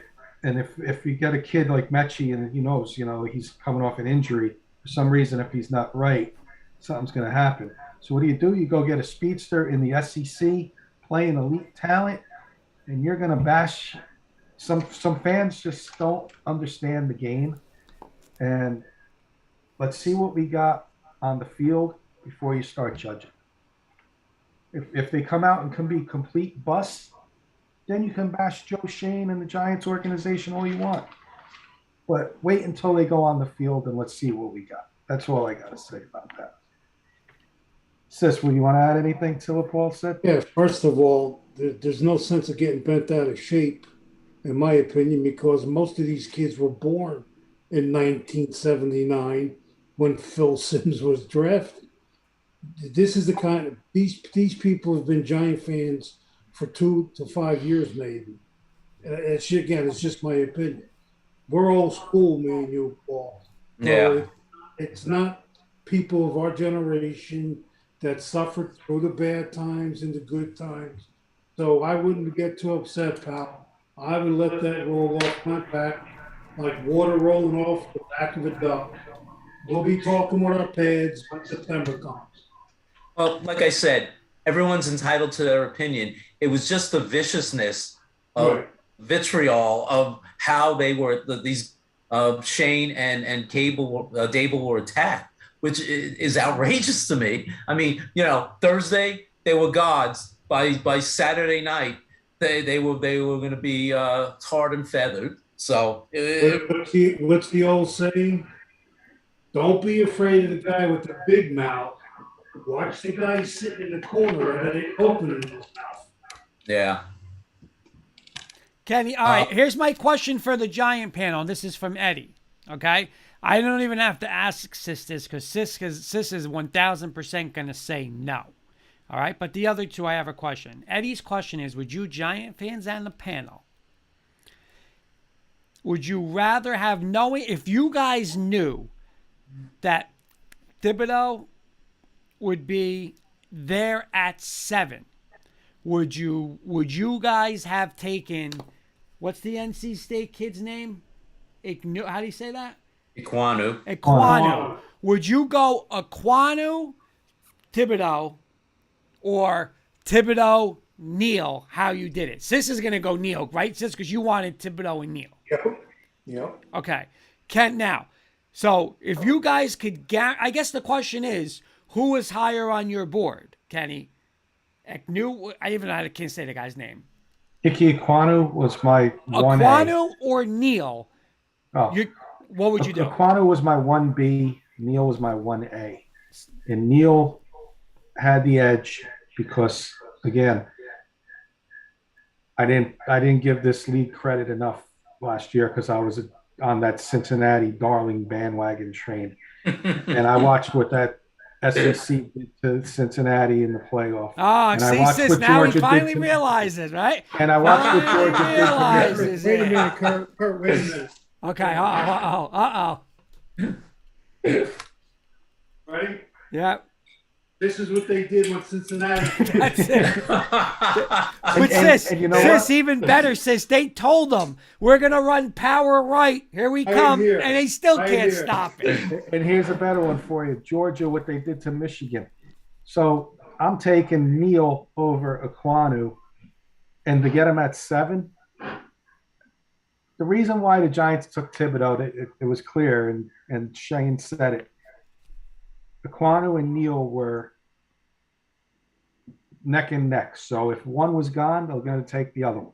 And it just happened to be Neal, and I think they had Neal higher than Ekwonu. Right, but I'm saying for you, Sis would go Neal and Thibodeau. You're doing the same thing? Oh, no, I'm going Neal. I'm going Thibodeau and Neal. And the lineman the way it was taken. Okay, right. Yeah. But all right, Paul, what about you? I'm going Thibodeau and Neal. And because I think if they had taken Neal at number 5, some team would have tried to trade up with Carolina and steal Thibodeau. But once Sauce went to the Jets and Stingley went to the Texans, they knew they would then have a choice. If they took Thibodeau at 5, they would have the choice of either Cross, Neal, or Iquanu at 7. And I don't know if you saw this, but you guys, all you guys Giant fans, and Eddie's saying this, but there was something going around like social media today where Jerry Jones at the pre-draft presser had like a paper in his hand. And I saw this. And somebody must have been like, hey, who's high in your draft thing? And he goes, oh, you want to see this? You want to see this? And they were showing that they zoomed in, and it was Neal and Thibodeau were 1-2 on the Cowboys board.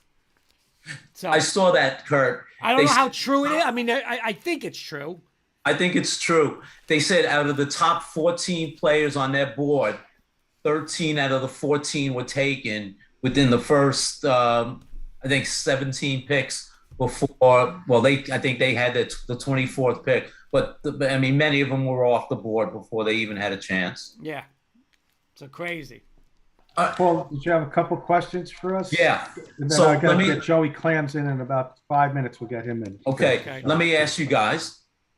Would you rather have had Micah Parsons or Rashawn Slater or Kadarius Toney, Aaron Robinson, Evan Neal, and Daniel Bellinger, which is the 4 picks that consummated the trade down to the Bears, with the Bears?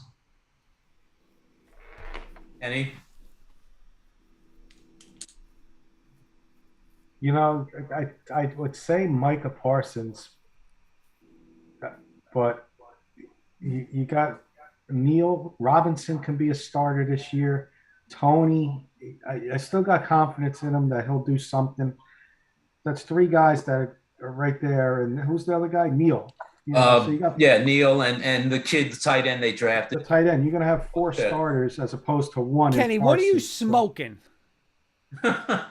4 starters over 1. I don't care if Neal, there's 9. You see Micah Parsons? He might be the best football defensive player in football. He's nuts. That guy's insane.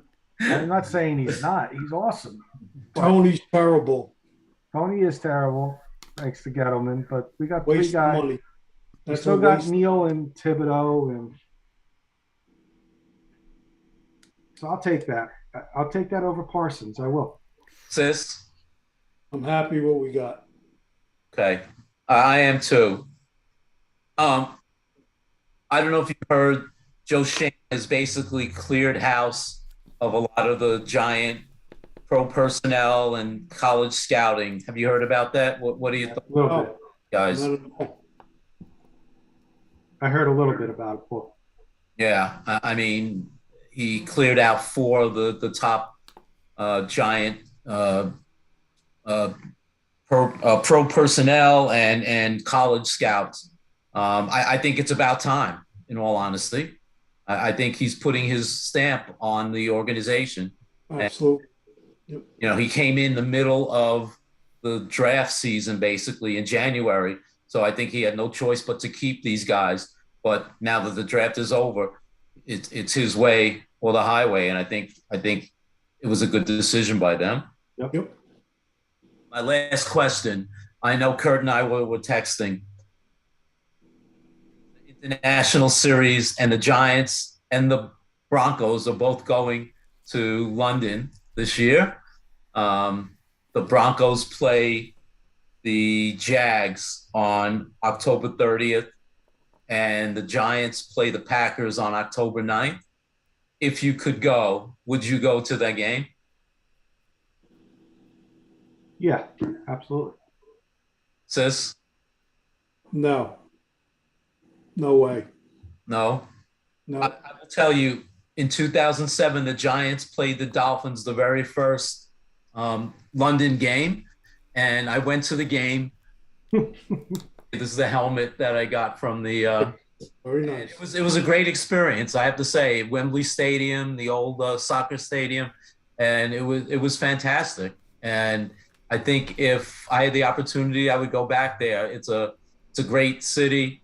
London was wonderful, and to see them play a team there. Kurt, would you go to see if you could go to that game? I would say no. I honestly, I'd rather go see another game in Denver if I had to pick. Okay, fair enough. Those are my questions, guys. Thank you. Awesome job, Thank you. Paul. Awesome Thank job. you. Kurt, I think we're going to talk a little hockey. And we Okay. got our guy Joey Clams and a special guest. I will let you do the introduction. Okay. There's Joey There's Joey fixing his hair. fixing his hair. Joe, you know what? I'm going to give you the honor, Joe, because we always introduce you. I want you to introduce our hockey expert for tonight, Mr. Joey Clams. Hello, gang. How's it going? Hey, bud? Rudy, take it to the zoo. Take it to the That's right. So, He yeah, missed our Joe, Philadelphia you have the segment. introduction zoo. I tonight, got Joe. the shirt. Take the sticks, leave the cannolis. My son-in-law had that made up. That's It's beautiful. it's Oh, a dear that's friend great. of mine. It's a dear friend of mine, Rudy, and Welcome to he's the a show. Yeah. he's a chef. He worked in a lot of top restaurants, and he was also a caretaker at a couple of funeral parlors too. Yeah, we did a little of everything. That's First we feed him and then we buried him. And Paulie Rosen. He's a good friend. And that literally He happened. went to high school with Johnny Franco at Lafayette High School. He's good friends Oh, with no Johnny kidding. Franco for all those Met fans out there. And Benny D. Funny Stefano. boy. Yeah, Awesome. Yeah. so. good guys, So- good guys. So go ahead, Kurt. You So started Rudy, off with him. so definitely I'll be honest with you. We're not the biggest hockey guys, but I'm a little more invested this year because I put a couple wagers in, and I'll tell you Yeah, this: I couldn't be happier than 9:45 with the start from the Avalanche last night. I'll just say that was right. wild. That was wild. Avalanche. Everything's Wait, going to Kurt, go through the Avalanche if Kurt, you want to before- win this cup. Before we start, I think Joey's wearing a Rangers shirt. I think we got to talk about the local. Yeah, let's start with that. Ranger We'll start game, with man. that, Rudy. Last night, Rangers. I mean, the game. Kenny said the game went for 8 hours last night, but Right. tremendous game one. What's your thoughts on last night? Did the Rangers blow? Is this going to hurt them now to give up the home ice? And who do you like coming out of that series in the end? I still think it's a coin toss. I mean, you got a veteran team, and you have a fast young team who likes to hit. What happened last night was they got outcoached. So the first period they came out hitting great, and had a 2-goal lead, and then the experience. We talk about that all the time about the experience. Having that experience in the playoffs. And when they came out in the second period, they started doing a lot of looping, a lot of crisscrossing. And a lot of defensemen were out of position, and they would put on 25 shots on net. When you do that and you have those lanes open, Sidney Crosby's going to just feed off that. And that's what he did last night. And they made it a tied game. And the gas tank was half full by the time that happened. So what happened was by the third period, this was a coin toss, and it went to overtime, and the Rangers were gassed. They were pretty much gassed, and the veterans knew how to pace themselves, and they knew what to do. They were dumping the puck. They were putting more shots on net. And the veteran team, the wiser team, won last night. They got outcoached. And that's what happened. What do you like? Who do you like coming out of that now? Depending on, if both goalies are hurt for Pittsburgh. which right now, DeSmith and Jari is definitely out. I mean, I still like the Rangers not because I'm a Ranger fan. I think the Rangers have more depth, but the Rangers are still a young team. So on the back end, especially their third line, Nemeth being on the third line with a rookie is not a good matchup. They got Braun, and they never made it. They got Braun as a seventh defenseman who's not lacing them up. And Braun should be with Nemeth. They played about 6 games together, played great. Nemeth is always in the penalty box. But a guy like, what I like about Braun, he's a more stay-home guy. And Schneider is able to pinch more, come up more. And the Rangers weren't doing that last night. They were not coming up in the rush because they were scared about Crosby and Gensel and, giving up that goal. So Rangers have to play loose tomorrow. Must be at win. game 2. Let me ask you this: must win tomorrow night. Must win. Must win. Can't Then go you go down back to 0-2. Pittsburgh. You have 2 games in Pittsburgh, and Sydney and the calls and the refs. He's the poster child. For the NHL still, and it's going to be very hard. And there's going to be at least another 2 games going to go into overtime. You know that. That's how they Where you play. watching the game tomorrow, Rudy? I'll be at MSG tomorrow with my daughter. There you go. All right, there you go. In the That's it, house. baby. Nice. I'll be in the blue section since 1978. Let's rock and roll. Nice. Wow. That's All right. it. So let's do this. Let's get to the East real quick. Carolina's up 1-0. They're up 3-1 tonight. So 3-1. it looks like it's going to be 2-0 in that series. Right. I mean, Carolina wins that. Yeah, Carolina's got that division. Well-coached team. They back check. They just do everything right. It's a total team, effort. Getting D'Angelo at the point was a big plus for, peanuts. In fact, the Rangers even paying part of that contract. Brady Shea's a veteran now. You got Just Fast. They're top to bottom. They play team hockey. I love Carolina in the Metro. Okay. They will win it. Toronto. They just Go ahead. I'm Mhm. sorry, Rudy. what happened just now. What's his face just got knocked out of the game too. Now they're on their 3rd string. Ranton just got knocked out of the game, so they're on their 3rd string right now, Carolina. So that's going to be interesting, but we'll see what happens. But I still like Carolina in the Metro, without a doubt. Staying on the Eastern side. 2-time defending champs Tampa Bay, Toronto. Toronto's up 1-0 in the series. It's 3-1 right now, so maybe it might be a 1-1. This, I guess, 2-part question. Who do you like coming out, and is Tampa Bay a legit? Do they have a legit chance to three-peat in this thing? No, I think they're a great team. Listen, they're a great team. Don't get me wrong. Well-coached team. Everybody's on Florida, but Florida's back end is very weak. Porowski isn't that good of a goalie. They don't have a great 3rd line on defense. I think Toronto, again, Giordano, they built up that back end. Can it be done? I'll be honest with you, out of the Atlantic, I like Toronto Maple Leafs. I like the Toronto Maple Leafs. I know they're losing tonight, but I think Toronto will handle the Atlantic. I think Florida is, they're a run and shoot team, but you got to have a good back end. Win championships. Hey, Rudy, this is Paul. I'm down in Florida. I've seen the Lightning play a lot over the last 7-8 years, and I have to say, this team is resilient. They come back. They remind what they remind me of, Rudy, and you made me upset when I say this. They remind me of the old Islanders. Yeah. They don't have. I mean, the Bossies and the Trottiers were stars, but so many good everyday working players, working hockey players on that team, and so I know it was a brutal game yesterday, but don't sell the Lightning short in this series. No. Listen, again, it goes back to, and it's so true. We talk about this all the time, and sometimes you forget that they're a veteran team, man. Yeah. They are. They got, as of right now, with Shesterkin will probably take the crown.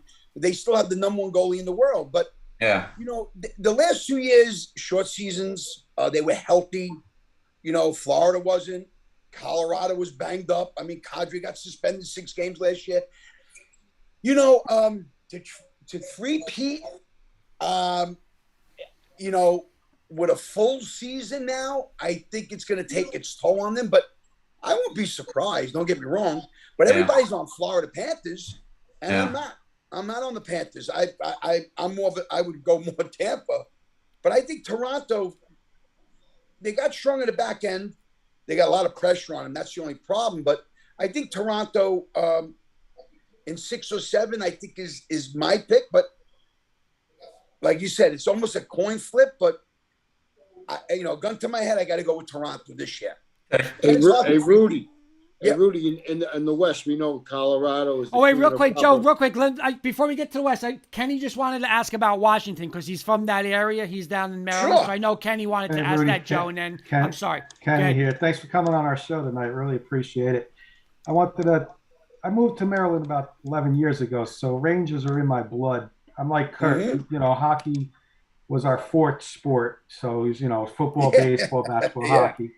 But I learned to start following the Capitals a little bit down here because of all my Yeah. friends down here being Capital fans, and they got a big fan base down here. Trust Ooh, me. yeah.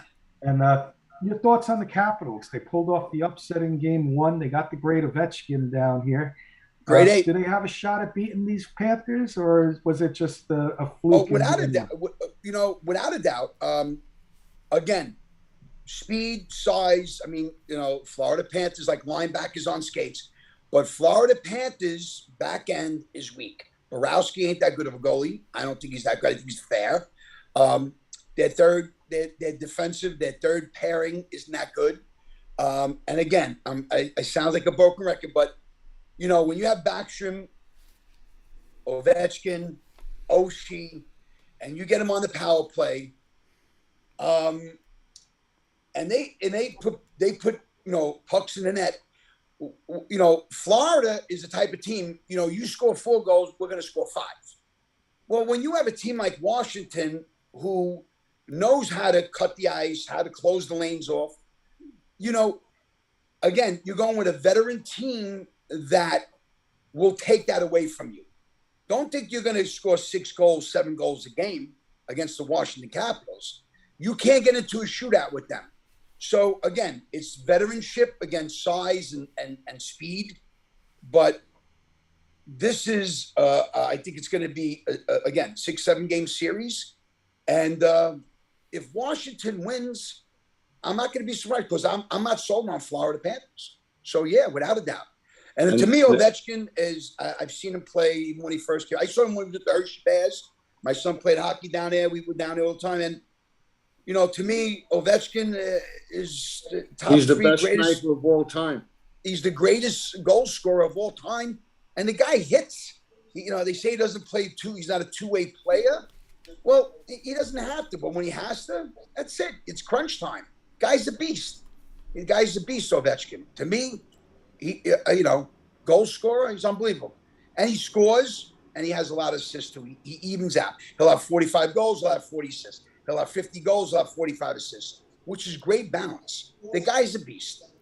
All right, Joey. I'm sorry. I know I cut you off. I just wanted Kenny to get that last. I know. Sorry, I know. Joe. In the West, the Colorado Avalanche is the cream of the crop. But what makes the St. Louis Blues dangerous is it the way they play playoff hockey, the way they forecheck, and the way they can win on the road, Rudy? Yes, and they got a tremendous offense. And they can score they're a type of team that can score at will. And getting Buchnevich was a big plus. I mean, he's got like 70 points. X range, of course.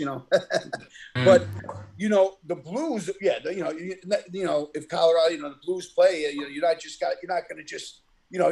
going to slap the Blues away. That ain't going to happen. But Colorado, to me, and I got to say this, gentlemen, Colorado is probably the scariest team I've ever seen. Wow. They are loaded from top to bottom. We don't talk about Raritan, and he's got like 92 points. We don't even talk about this guy. I mean, they're like you said, it's like linebackers on skates. They just come at you. It's like watching Metallica live. They just beat the shit out of you. You go to concert, you go and see Slayer. They just pound you, and their back end is stronger. They do have a better goalie, and they're just resilient. They play a complete game from the beginning to the end. They don't slack off one period. They play every period just as hard. Amazing. So everything goes through Colorado. That's my opinion. You're going to do anything, Colorado, and they're healthy. They're healthy. Do you give Padres Calgary a not suspended. shot, Rudy? What? Do you give Calgary a shot? Oh, yeah, without a doubt. Like I said, Calgary, Calgary is my Pacific team. The Flames in the Pacific, great, well-balanced team. They could play a 2-1 game with you. They could play a 6-5 game with you. They got an unbelievable goaltender. They, again, 4 lines. They rotate 4 lines. They got Lucci, who bangs. They can fight. They got speed. And they play the blue line tremendous. I mean, they're a hard team to penetrate. They're my team in the Pacific, without a doubt. Without a doubt, they're my team in the Pacific. So if you had to look right now, your Stanley Cup final, if you're going to pick, would be who? Wow. Again, I think everything goes through Colorado. I think Colorado's going to the Cup, and are they gonna play Carolina? I don't know. That's a toss up. But I would have to say Colorado is going to the Cup, and I'll be honest with you, I think Colorado. I think they're going to win the Cup. I really do. I think if they stay healthy, and if they sweep, Nashville, pick whoever you want to put. I think they're going to beat they could beat anybody. Okay. They're So your pick to win it all is Colorado. Colorado. Okay. Without a doubt. Good, because that's what my future bet is. So I hope you're absolutely correct on that. All right. Who's your dog Like I horses, said, Rudy? Who's your dog horses? Oh. You give the Leafs a shot to come out of the East? You could say the Caps, Rudy, at a big price. Come on. I'll be honest with you. Out of the East, I got to stay. I'm going to stay with. I got to stay with Carol. Like I said, I like Toronto. We're going to go. I like Toronto. I like in Atlantic. I like Toronto. The Metro. I like Carolina, and I think Carolina is the team out of these. I think so. I think Carolina is the team. All right. I think they're well coached. They have a great coach. I think he's the best coach in the NHL right now. Okay. He has them playing unbelievable team hockey. Kenny, before we wrap this up, and Rudy, thank you so much for coming on. And hopefully going forward, if you want to jump on, we'll do the next couple rounds, obviously, with you and stuff like that. Yeah, without a doubt. Yeah. Real quick, Joey Clams. Kenny, he asked for 30 seconds, but we talked draft in 30 seconds or less. Joey, what'd you think of the Jets? The draft. I think the Jets did a great job, and the way they got the defensive end at the back of the first round, and we got a good running back. Hey, listen, if you don't do it now, when are you going to do it? When are you going to do it? Yeah. So it's and with the Giant picks, we had to the bull at 7-1. Kenny, right? We hit that one, and we hit Gardner on the Jets. I think he was 4-1. And Rudy, what's your 3 favorite top? Because these guys want to know about pizza places. They ask all their friends. So, they want to 3 top places in Brooklyn that you go. The 3 best. I got a sleeper here. I'll give you a really good sleeper. All right, I'm a big DeFarras. You got to go to DeFarras, East 15th and J. You got to go downtown Brooklyn, LaCali, without a doubt. And a sleeper that a lot of people don't know, and they're really good. You got to go to Luigi's in Park Slope. Luigi's is probably one of the best kept secrets since 1970s. Where are they located in Park Slope? What? Where are they located in Park Slope? I think they're like in the 600s. I don't know what street, like that, by the house, little past the hospital. All right. On 7th Avenue over there? Yeah. And here's the last question before we do final thoughts. This is the most important question of the night, and I hope both of you can answer this. I'm going to start with Joey Clams. Kenny, Sis, and Paul, get your pen ready because I got mine. Joey Clams, who am I putting on my ticket Saturday at 6:40 for this Kentucky Derby, Joey Clams? Give me something right now. The Messiah, Messier. Right now, but I'm going to get back to you, Kurt. Okay. On the bulletin board by Friday with a couple of horses, some exactas and stuff. But I'm going to go with Messier right now. All right, Rudy, anything on the Derby right now? I know it's still early. I'm not a big horse guy. Okay. I would have to talk to my friend. I got a friend that's he's a professional handicapper. This guy Kennedy. He's a really good guy. And but I got to go with Messier. Okay. All right, You know, so here's what we're going to do. You know, Since you guys are on, you can stay with us. We're going to do final thoughts. But, Kenny, we'll show them what it is, and then they can actually be part of the final thoughts, all right? So we'll start with – I'll start first. So final thoughts, we do like 30-second clips. Guys, thank you for a great show. Everybody, obviously, Sis Paul Kenny. Ryan was great. Rudy, thank you so much. Again, looking forward to doing some more hockey with you. Joey man, you guys are Clams. great. Joey Clams, you're obviously your fixture. But, hey, NBA playoffs, NFL draft is over. NHL playoffs, but I'm still friggin' fired up, Joey Clams, because I got my orange and I got my blue number 3 Russell Wilson jersey, baby. Let's go. Kenny, final thoughts. Final thoughts. Thank you, Rudy, for coming on. Pleasure. Great meeting you, man. I love that ceiling fan. That's great. You have to come next time you come on, you give us the story. I got the lung press back there. I got my little shrine there. I like it. Nice. Nice little cave, nice little shrine. Yeah. I like it. The last one moved out. I finally got a room. There you go.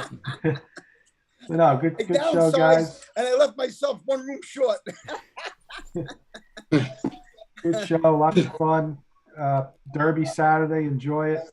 I got a sleeper pick for you, and I got it written down. Win, place, and show bet. Gonna get you back. Gonna be double-digit odds. Okay. I'm the long shot guy. You know that. You are. Mr. Sis, final thoughts. Joey Clams and Rudy, I could see from here. What's up, guy? That's Luca Brasi, Rudy. That's Luca Brasi. In a good way. He named those 3 pizza joints in Brooklyn, and forget it. But anyway, thanks for coming on tonight. We enjoyed having you. Next one will guest take come on, and whoever Kenny bets in Derby, Kurt. At the other horse. Stay away. Stay away. Hey, he's the Maryland mush. All right, Paul, final thoughts. Oh, actually, you know what, Paul? I'm going to go with you last, Paul. Okay. Joey Clams, final thoughts. Hey, listen, the NJAC conference tournament for baseball and softball is being hosted at Keene University. There's some good softball and some really good baseball, and I want to give a shout out to a kid who made the all-conference team. I coached him from when he was 7 to 12 years old. Anthony Garino out of Montclair State. He's the catcher. He has they only ran on him 9 times, and he threw out 6 out of 9. They call him the sheriff. Not on my watch, not in my town. Anthony Carino is the law. You don't run on him. Good job, Anthony Carino, catcher from Montclair State. Congratulations. Let's go, Keene University. Coach Margie and the Cougars. Let's go. Awesome. Very good. All right, Rudy, final thoughts. We're going to final thoughts about hockey. I'm going to do hockey, all right, because I'm in hockey mode right now. You know, I know a lot of football too, and my final thoughts is the gravy train goes through Colorado, boys. Colorado Avalanche, and I'm a big Ranger fan. But I think the Colorado Avalanche is a very unique team. And I think everything goes through the Colorado Avalanche this year. I think they're the team to beat, and I think they're going to win the cup. And to all those people out there, got to watch hockey playoffs because it's the greatest sport in the world. There is nothing better in this world than hockey playoffs. And that's my final thoughts. Okay. And, peace, love, and to everyone in health and happiness, man. It's a great time of year now because you have basketball playoffs, you got hockey, baseball. It's a great time, and let's enjoy because now we're out of this COVID shit. Yep. Thank God, and we can go to a game now. So that's my final thoughts. And don't forget, and if you want a good square pizza, all right, you either go to Da Vinci's or L&B in Brooklyn. We gotta make a tour. He's giving us all these pizza places. Yeah, I got plenty. I could talk Jersey, and I could talk Florida. I got a place in Florida too. I got some good places. There you go, Paul. To all you guys out there, Paul's in Florida. Where's Paul located? I'm in Florida in Port Charlotte on the West Coast. On the West Coast. About 2 hours south of Tampa. All right. I'm in the East Coast. I'm in Boca. I got a place in Boca, so I go back and forth. I'm a snowflake. They call me a snowflake. That's the perfect name to call me, a snowflake. Oh, you're a snowflake. I said, what'd you call me? If you're ever on the East Coast, Yeah, where? pizza joint, Tucci's, downtown Boca. Phenomenal. Tucci's? Tucci's. All right. The best pizza place I found down here is a place in Tampa called Eddie and Sam's. All right. They supposedly bring the water down from New York. Okay. But, Right. you know, as I'm sure you've realized, Ryan, they think down here Pizza Hut is a good pizza. I tell you, on the East Coast, all kidding aside, if you guys go down the East Coast, I'll be honest with you, from Miami, well, I'm not hanging out in Miami, but from, Hollywood and Fort Lauderdale up to West Palm, best stretch of pizza, of restaurants, probably on the whole Eastern Coast. I mean, Florida is up there now, man. Great food. I Hey, agree. Rudy, we got to make an Atlantic City trip to the Bugatti. Remember the Atlantic City trips we made? Forget about it. Oh, Don't say that word to Kenny. Kenny's ears just perked up. He heard Borgata Casino, Atlantic Borgata City. Casino. So, all right, Paul. Final thoughts. You're on the clock. Final Yeah, thoughts. Paul. Great show, guys. Thank you, Joey Clams. Thank you, Rudy. Rudy, Salud. Thank you. I thought Stan Fischler knew more about hockey than any person I ever met, but you're right up there, man. Thank you so much. Sure. Thank you so much. Great job, guys. There's my pick. Thank you so much. Hey, one more thing. A shout out to Rockland Bakery. Okay, there it is. And the salesman, Mikey Guarino. If you need hams or hots and Italian bread, and look for Mike Guarino from Rockland Bakery. He'll deliver right to your house. Yeah, nice. And look, White Abario, 10-1, the 15 horse. When you see him 2-1 on the line, Joey Clams threw a few big ones on him. A little Throw him pizza out, money. sis. Throw him out, sis. He just Googled that. You just Google. All right, boys. Have a good night. Thank you guys for coming on. We'll see